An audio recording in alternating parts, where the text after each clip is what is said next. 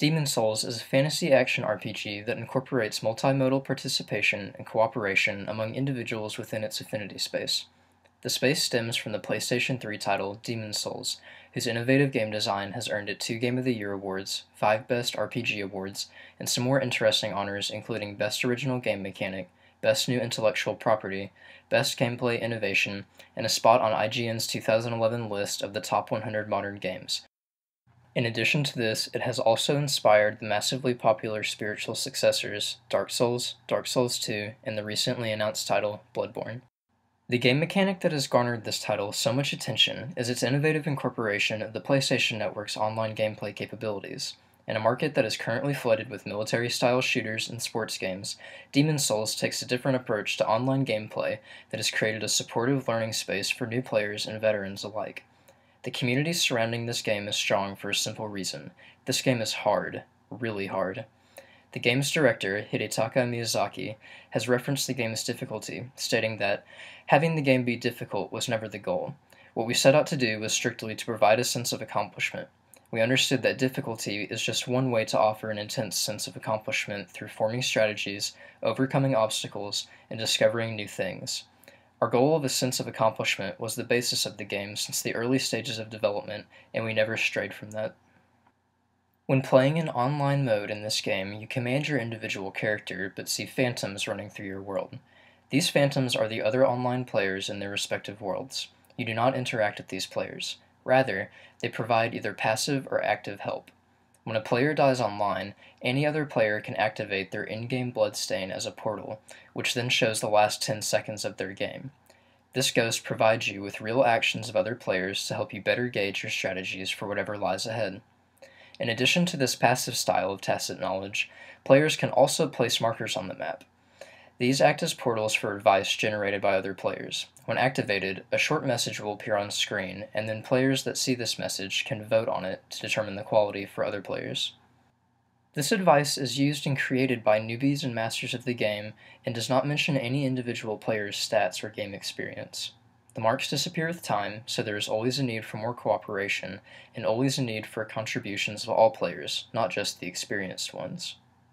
In addition to the game itself, there are many online portals that allow users access to information about the game, as well as other fan-generated content related to the game. While many users focus on the gameplay, the game contains a surprising amount of lore. This can be read in the game by examining the environment or reading descriptions of weapons and other items, or viewed in the game by interacting with the many non-playable characters that appear in the Kingdom of Boletaria. As a result, many fans have shown their creative flair by compiling the lore into guides online, or expanding lore by writing original content on sites like fanfiction.net. As with many video games these days, these sorts of contributions can inspire or be inspired by other fan productions such as original art or cosplay.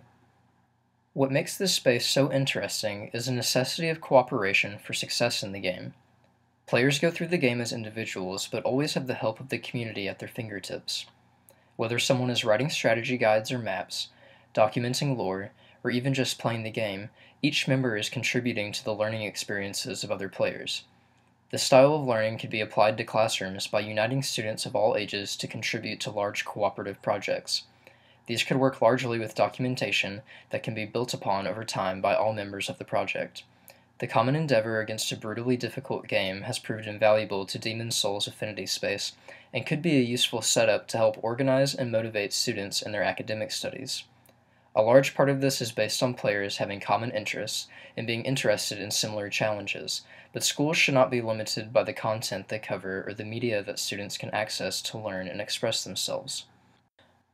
A school could build a large project around a central theme and then create subcategories for students to align themselves with based on personal interests, and then find a role to take on within this space that could help them explore information related to the given topic and their personal skills, whether they be art or research related, or anything else that can contribute to the group's progress.